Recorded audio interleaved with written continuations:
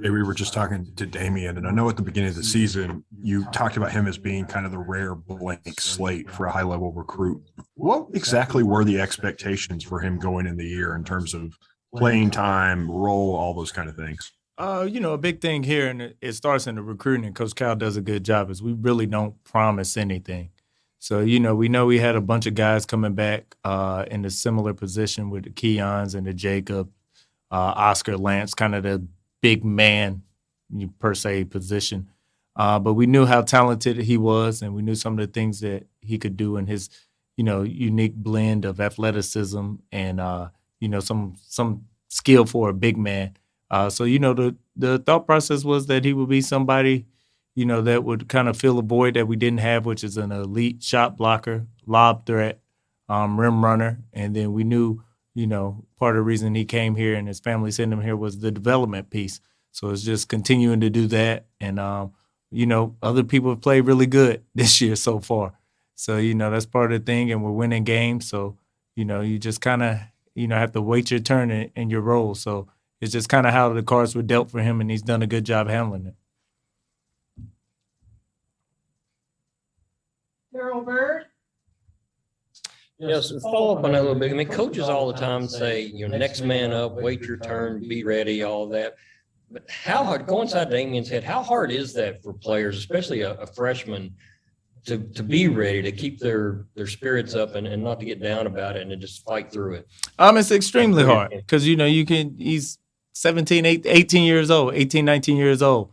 He's a McDonald's All-American. He's been the best player, from the time he was probably from where he's from 6 all the way through 18, so it's hard. It's extremely hard, but it's something that he needs and that will benefit him and his development throughout the rest of his career. If basketball is what he wants to do, for the rest of his life, this is something that he needed to go through and needed to experience and kind of show that he has the mental toughness to maybe not play in 3 or 4 games and then come in and have an impact like that. The biggest thing he did was he made 6 free throws.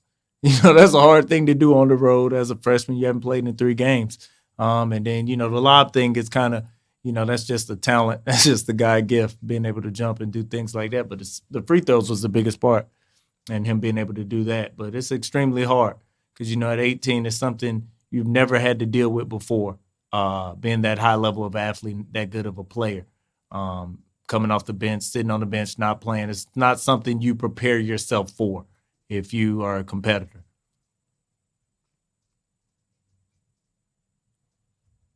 Jared Tipton. Jay, I hope you can elaborate a little. I guess it's obvious, but what makes it difficult for a freshman or anybody, any player, to make those free throws on the road, in a big game? It just goes to the mental toughness, kind of preaching to that. I think it's hard, and I'm speaking more so for Daimion because he hadn't played the last couple of games. And when you don't play, and a big thing now is just the instant gratification for kids. So he's getting bombarded with people from the outside. Oh, you're not doing this, or trying to blame the coaches, but just being able, to block all that out and go in the game and execute such a usually the win games and things like that is just the minor fine details. And part of it is making free throws. Not playing, it's easier to, miss a free throw and then kind of build in an excuse and be like, I haven't played. So that's why I missed the free throws. It's harder to go out there and have that mental toughness and be like, okay, I'm making these free throws and I'm helping my team win. And he was able to do that. And when we talked to him, he talked about bulk, needing to bulk up, Yep. and he's eating more and so on. How is that supervised? You know what I mean? We to have make sure a guy is. It's a team. It takes a team. We have a great strength coach and Rob Harris, and Miss Monica, our sports nutritionist, does a good job of staying on top of it. But it's his body. It's something. It's his gift and his curse. Of course, some games you're going to be going against a 24-year-old 255 guy. So it is what it is. But he has to continue. And the one thing about Daimion and has really helped him stay on path is his awareness of who he is and where he is. And that's really been a good job. He's really done a good job with that. And that's just something, hopefully as he gets older, his body develops. But the biggest thing when you're small like that, you just got to fight. And he does what he can. But you can still see sometimes like the free throw rebound, he gets it and he falls down. That's just part of him just developing and getting older. So it'll come with time. Larry Vaught, Hey, Jake, just to change course a little bit, just wondering, the bandwagon's getting pretty full with Kentucky supporters right now. Do you worry about your players embracing the prosperity, or is it a good thing to have players seeing that, hey, people saying we think this team can win a national championship? Is that a good thing?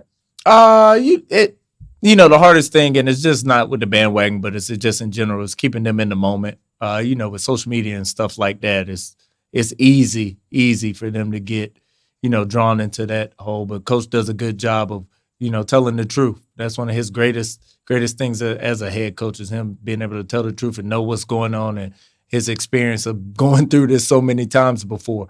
So that's the biggest part. And then another good part about it is we have older guys. We have a Kellen Grady who's 24.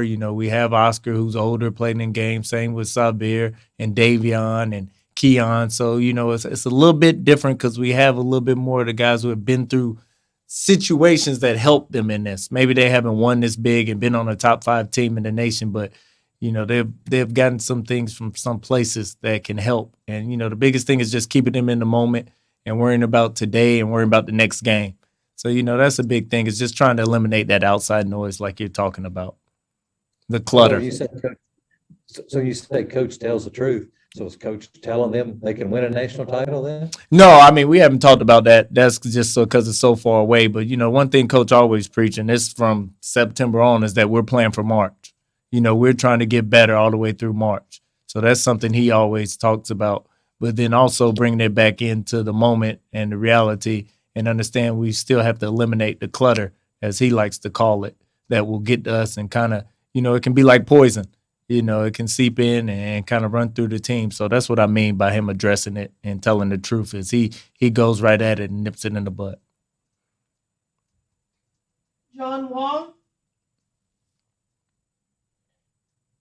Hey, Jay, with Daimion being such a lob threat, you also need guys who can throw that pass. And we saw Sabir throw that beautiful midcourt pass to Keon during the last game. And then you saw Ty kind of brick one off the backboard too. But can you talk about how skilled those guys are in being able to throw that, and how competitive they are between each other in throwing that perfect pass? Yeah. And, the one, Ty, one, it was a bad pass, but 2, Daimion was tired. So, he didn't even need to throw it at that time. But, Davion threw a lob to him in the first half. That's how he got his first one. You talking about Sabir, and that's something Coach has always taught. And it's something that we have, that he's generally had with, the big guys that have been there before. So it's something that he teaches from day one. He's a big advocate of the lob pass. So we've worked on that since June and July. And so this was the first game where, the good thing about us is we have the ability to go to a bunch of different things. So we've never really shown the lob threat or had to do it, but because of the way we played, Coach talked about it at shoot around, that, he was going to play Daimion because of this, and it happened to work out that way. Thanks. John Hale, back to you. Jay, right before you came out, Cal tweeted that Shaedon is definitely not going to play this year. I know we all were talking about it for weeks and weeks. How close did it actually get to him getting in the game, or did it? Well, this was kind of always the plan, was for him to kind of take this year to just practice, develop his body, and then get ready for next year. But, when you get here, you get around the team and stuff, it kind of you get excited and you want to play in the games. You see the fans and stuff like that. So, I think that became a part of it. But this was always the plan. And I think it just, it started to get a lot of noise and stuff. So he was just ready to kind of, Shaedon and his family were ready to kind of move forward and just get ready to focus on what's the next step. And it's just him, knowing that he's not going to play, and then just continue to develop and continue to, grow his game and grow his body and get ready for the following year.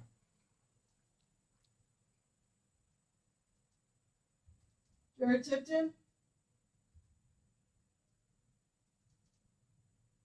Yeah, Jay, this is a little off topic, but I saw where the ACC network is doing a 10-part documentary on the ACC tournament. Your father is going to be a featured person in that. I'm wondering how familiar you are with him as a player. Did you look at tape or film or whatever? What kind of impression did he make on you as a player? Him as a player. Yes. Well, I mean, obviously, I knew how good he was, being the first pick in the draft. So that was kind of the first, initial thought. And then, watching the games from when he was at Maryland, the one game that's always been on the classic and you're seeing is, of course, the game against North Carolina State, where it was, one of the best games ever played. And then watching some of his stuff from the NBA, you kind of realize, how good he was. But I always gave him a hard time because I always used to preach to me about, going left and, making sure I use my weak hand and my off hand. And then I watched a clip of him dribbling, down the right side with his left hand. So I always gave him, a hard time about him not using his right hand. So, that was the biggest thing. But, he's been one of my biggest influence on basketball my whole life. And that's just, a trait and a tool that he gave me just as being a father and passed down to me and my brother. But Well, I heard them say that he still refuses to watch any replay of that NC State game. Yeah, yep. And we never. What made it so difficult for him to, because watch? back then, everybody didn't get to go to the NCAA tournament. You almost had to, win the conference, win the league. So that NC State game was it. You know what I mean? They get beat, they lose, and the season's over pretty much. You don't get that opportunity and that chance to play for a national championship. And that kind of is what it is because they had a really good team. But that's just how it was back then. So that's why I think it brings up too much pain, too many bad memories. Thank you. Yep. Daryl Bird. Yeah, Jay, I don't think I mean this as a joke, but what kind of a luxury is it on those lob passes to know that with Daimion, it's almost impossible to lob it too high? Yeah. And that's what that's what coaches told the guards all year. We had the best lob threat in the country. All you have to do is get it over the defense and he'll get it. And, it's like having a Tyreek Hill or, like a Jamar Chase, somebody you can just kind of close your eyes and throw it. And, it's a 90% chance he's down there. He's going to grab it. He's going to finish it. So, it's like having that threat and that option is always a good thing to have because it just adds so much more to your arsenal when you already have other things that you can do. Now you have to worry about this also. So it's just another thing that we can kind of go to when needed. On the point guard side of it, what kind of a luxury is it to have you've got Severe, you've got Tata, they're really very different types of players. Yeah. What kind of luxury is that to have to run those two guys or even Daimion if you need to, three different styles of point guard? That's it, because you have something and then they all can play together. I think that's the best luxury is that they don't, they complement each other. Daimion, the way he's been shooting the ball last couple of games, Ty, his ability to score, and then Xavier being able to find people. But, it's a great luxury. If you look at teams that have won big these last couple of years, they've played multiple point guards. That's kind of where the game is and where basketball has gone here lately. So, like you talk about, they all give us something different. So it gives us different packages we can run depending on who's at the point guard. So, it's something that we're, happy about that we have and that we can kind of go to. John Hale. Jay, one more about Shaedon. How can he help this team still, even not playing, just as a practice guy? I mean, he's a high level practice guy.